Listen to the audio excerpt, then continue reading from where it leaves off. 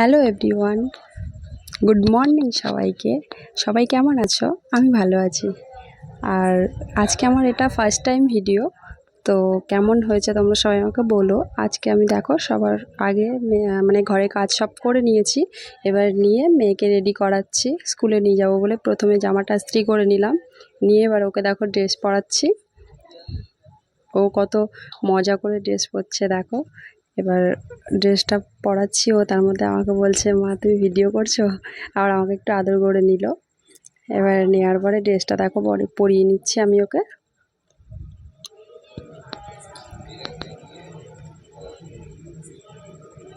আজকে খুব ও আনন্দ করে ড্রেসটা পরছে। তো পরার পরে দেখো আমরা স্কুলে বেরিয়ে যাব এবারে।